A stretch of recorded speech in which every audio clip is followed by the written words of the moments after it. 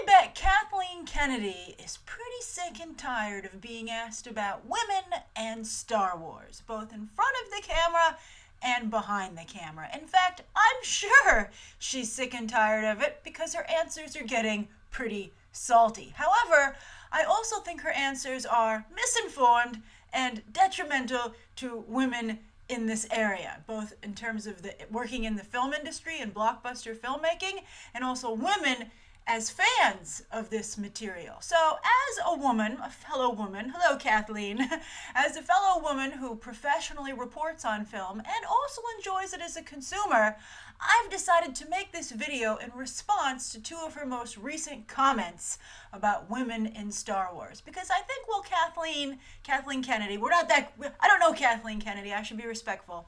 I think that while Kathleen Kennedy thinks she's part of the solution, I think she's quickly becoming, in fact, part of the problem. All right, so part one. There are chapter times in the video description if you'd like to skip to a specific part of this discussion. But where I want to start is why she's getting asked these questions. She seems annoyed by it, again, but let me explain why they're right to be asked to her. First off, she has made 2 movies so far, and both of those movies have female leads. And both were bait and switches, right? For the whole ad campaign for The Force Awakens, it was Finn, we're going to have the first Jedi, lead character of color, and everyone was really excited about it. And then it was like, surprise, it's Rey. And everyone went along with it. They were like, Daisy Ridley's a gem. Good find, Star Wars. J.J. Abrams and Kathleen Kennedy. But then with Rogue One, they were like, oh, it's going to be a team film. We're going to do a whole Suicide Squad, Dirty Dozen. It's going to be really exciting, right? And then they were like, surprise, Felicity Jones is the star. And everyone was like, wait a minute. Also, I think it doesn't help that Jyn Erso seems constantly in a bad mood. Way to reinforce gender stereotypes, Kathleen Kennedy, and how women can't work in a group. But and it was also the only woman in the group. Another bad stereotype, and especially a bad stereotype when it comes to women in film. But then also, behind the camera, she hasn't hired any women in prominent positions. Sure, during Star Wars Celebration, Kathleen Kennedy will trot out some story people and say, see? But they don't get really anywhere near the exposure that the directors get. You don't get the feeling that women are crafting the Star Wars story. They certainly are. They're part of the story team, but I don't know their names. They should be you should be able to know their names instantly. You should be able to pick them out of a lineup. They should be part of the conversation and therefore part of the promotion for these films. Then also, Kathleen Kennedy is a top female executive in Hollywood, a business that has few top female executives, period. And let's not forget that for most of her career, she was kind of like a glorified secretary to Steven Spielberg. Sorry, I had to say it. She mostly just carried out Steven Spielberg's wishes. He needed a producer, she did it.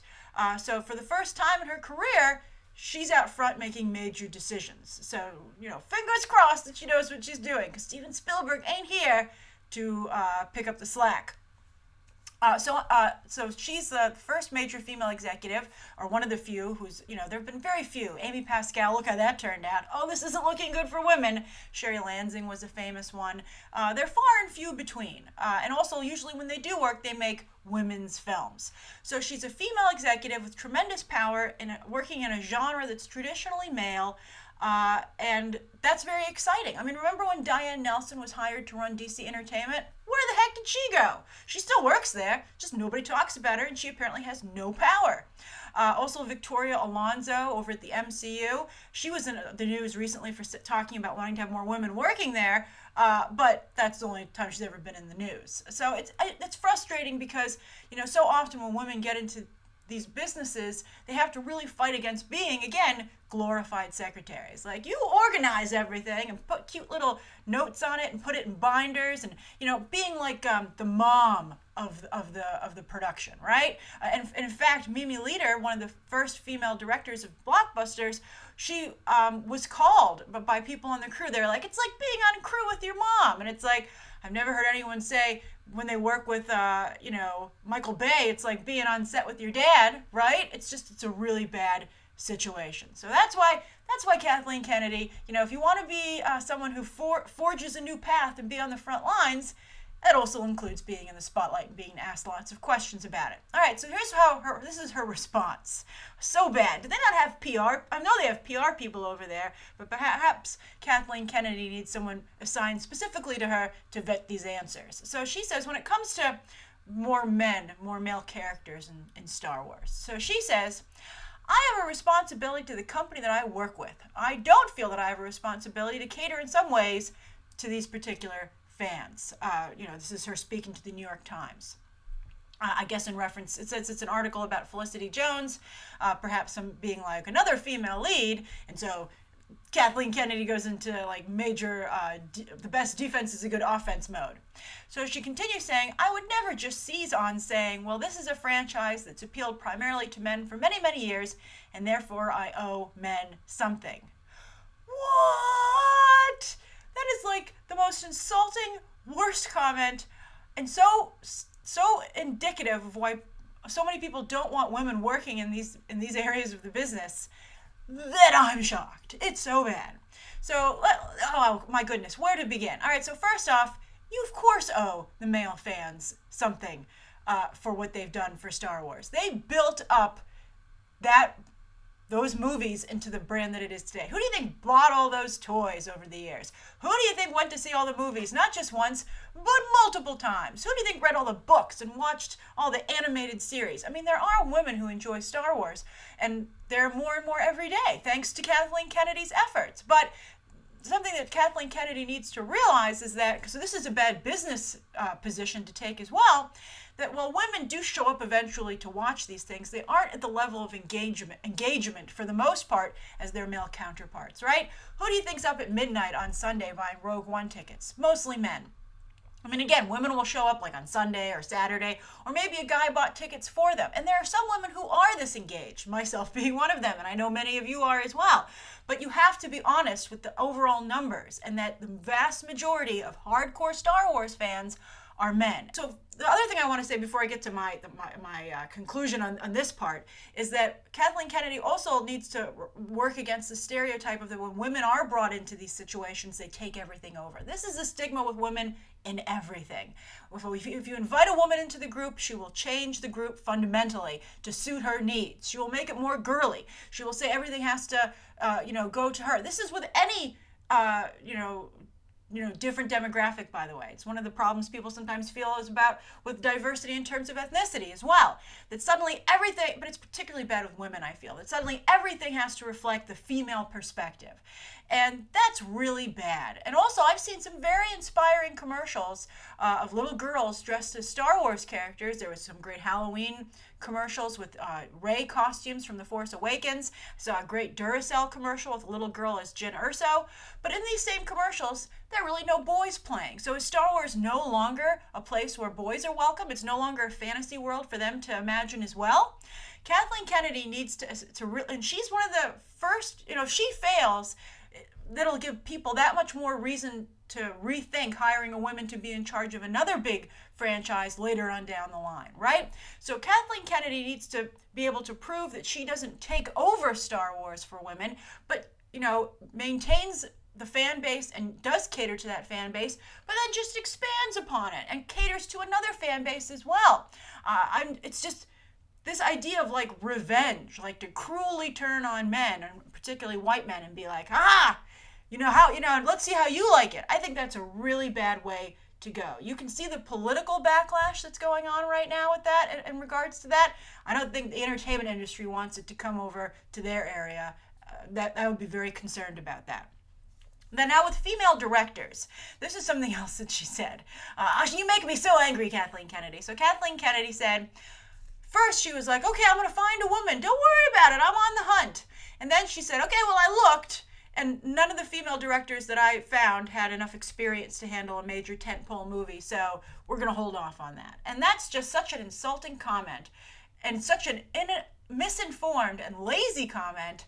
Again, I don't know where to begin. All right, so first off, Patty Jenkins on Wonder Woman. She doesn't have any major experience on blockbusters, and so far she seems to have done a very good job, right? So, we haven't seen that film, but still, so far so good, right?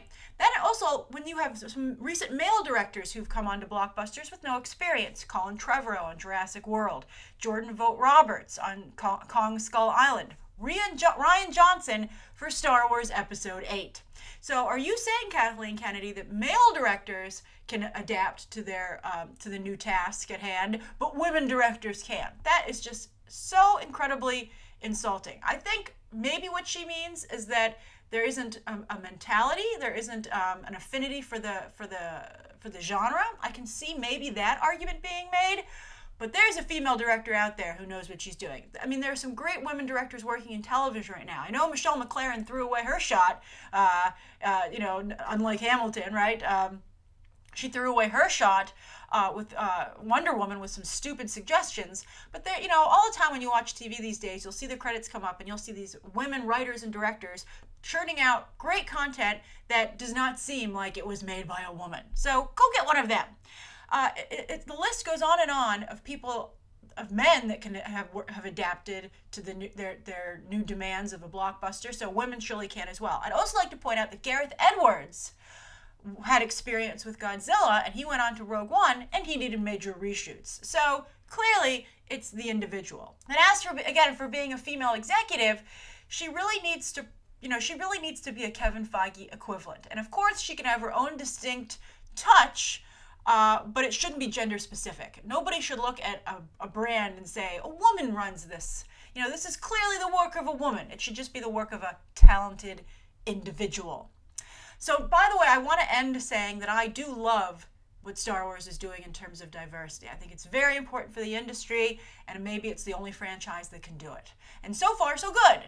But I think they're pushing their luck a little bit, but we will see. Rogue One does seem to be tracking quite well in terms of box office. But I think what's important to remember is that diversity isn't just the cast, but we're also talking about a diversity of leads, lead characters. And so far, Star Wars is just white, brunette, British women as the lead characters. And I think that's really disappointing. And again, I think that ostracizing white men in some kind of revenge plot is really short-sighted, and that we should all be working towards the ideal goal of representation for everyone. And that does include, Caucasians and also male Caucasians. So I can't stress this strongly enough, and I think that if we really, really want to get to a place where everyone's excited about the content that's coming out and feels good about it, it needs to, representation, again, I cannot stress this enough.